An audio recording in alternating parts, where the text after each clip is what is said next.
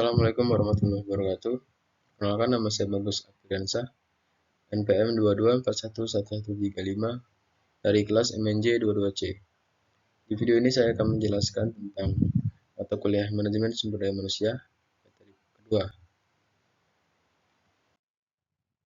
Itu tentang memahami fungsi MSDM sebagai strategi partner organisasi. Manajemen Sumber Daya Manusia sebagai mitra strategis organisasi diperlukan dalam analisis pekerjaan dan perencanaan karir.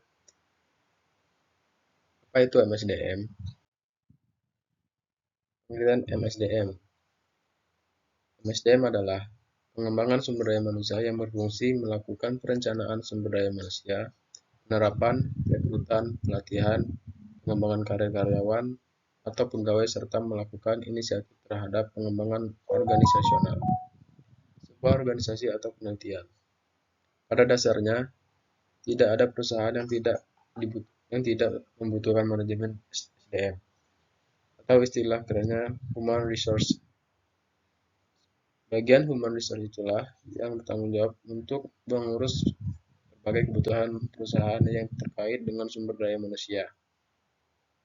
Termasuk di dalamnya ada manajemen sumber daya manusia, sehingga semua kegiatan atau pekerjaan berjalan dengan lancar dan lebih efisien. Selanjutnya, pengadaan MSDM. Pengadaan MSDM pada dasarnya merupakan suatu proses untuk mengisi berbagai posisi jabatan yang dibutuhkan oleh perusahaan. Proses pengadaan ini biasanya terdiri dari penarikan, seleksi, sampai penempatan karyawan sesuai kompetisi yang dimilikinya. Selanjutnya, pentingnya mengadakan MSDM. Dalam merekrut karyawan, perusahaan tidak hanya mempertimbangkan keterampilan saja, sebab karyawan yang terlihat mampu dan terampil belum tentu menjanjikan produktivitas kinerja yang baik. Apalagi kalau moral kerja dan kedisiplinan rendah. Di sisi lain, karyawan yang kurang cakap dan tidak terampil juga bisa mengakibatkan pekerjaan tidak selesai tepat waktu meskipun ia memiliki semangat kerja yang tinggi. Pelatihan dan pengembangan. Memberikan pelatihan dan pengembangan masa depan SDM agar siap menghadapi perubahan di masa depan. Pengukuran kinerja. Menilai kinerja SDM secara objektif dan memperbaiki kinerja yang kurang. Kompensasi dan manfaat. Memberikan imbalan dan manfaat agar SDM termotivasi melakukan pekerjaan yang baik. Fungsi MSDM sebagai strategis partner organisasi. Yang pertama, menyelaraskan strategi perusahaan dengan sumber daya manusia. Memastikan bahwa organisasi memiliki SDM yang diperlukan untuk mencapai tujuan strategisnya. Kedua, meningkatkan produktivitas dengan efisien biaya. Mengurangi biaya dan menambah efisiensi dalam memperoleh dan mempertahankan SDM. Yang ketiga, mengembangkan keterampilan dan talenta SDM. Mengembangkan keterampilan dan talenta SDM agar dapat mencapai potensi maksimal dan mendukung tujuan perusahaan. Selanjutnya, analisis pekerjaan. Yang pertama, deskripsi pekerjaan. Mendefinisikan tanggung jawab dan persyaratan pekerjaan untuk menjelaskan harapan dan standar kinerja.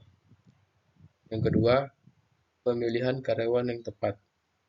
Mencari dan memilih calon karyawan yang memiliki keterampilan dan pengalaman sesuai dengan persyaratan pekerjaan.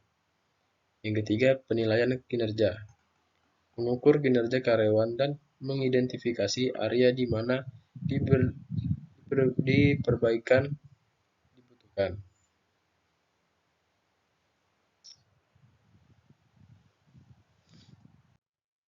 Selanjutnya, rancangan pekerjaan. Pertama, penilaian karyawan. Memberikan umpan balik dan evaluasi kepada karyawan untuk membantu mereka mencapai kinerja terbaik. Kedua, mengembangkan karir. Memberikan dukungan ke dalam pengembangan karir karyawan untuk meningkatkan keterampilan dan meningkatkan motivasi. Yang ketiga, integrasi pekerjaan baru. Membantu karyawan baru merasa nyaman dan terintegrasi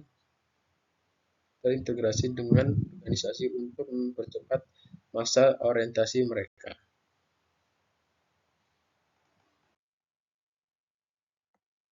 Manfaat MSDM dalam organisasi. Yang pertama, meningkatkan efisiensi organisasi. MSDM membantu organisasi mengembangkan sistem dan proses yang lebih efektif untuk memperoleh, mempertahankan, dan mengembangkan SDM. Yang kedua, meningkatkan kualitas SDM. Dengan MSDM yang tepat, organisasi dapat menemukan dan mempertahankan karyawan terbaik dan paling berkualitas yang diharapkan, memberikan kinerja terbaik. Yang ketiga, meningkatkan loyalitas karyawan. MSDM memberikan kesempatan bagi karyawan untuk berkembang dan meningkatkan keterampilan mereka, sehingga karyawan merasa dihargai dan diakui oleh organisasi.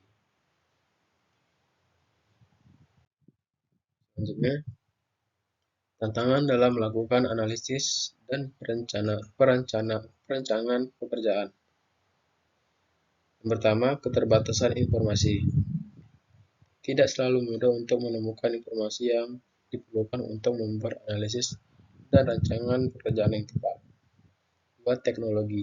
Perkembangan teknologi membuat perubahan dan cara kerja dan seringkali MSDM harus menyesuaikan diri dengan teknologi baru.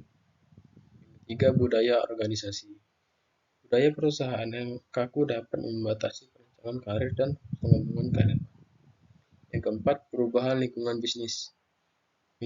Mengikuti perubahan lingkungan bisnis dapat menjadi tantangan bagi MSDM, memerlukan adaptasi cepat dan fleksibilitas dalam mengatasi perubahan tersebut. Kesimpulan. Pertama, peran tim. MSDM perlu melibatkan berbagai tim dan departemen dalam analisis dan rancangan pekerjaan. Yang kedua, pentingnya analisis dan rancangan pekerjaan. Analisis dan rancangan pekerjaan bantu menentukan persyaratan pekerjaan, memilih karyawan dan mengukur kinerja karyawan sehingga dapat meningkatkan produktivitas dan efektivitas organisasi.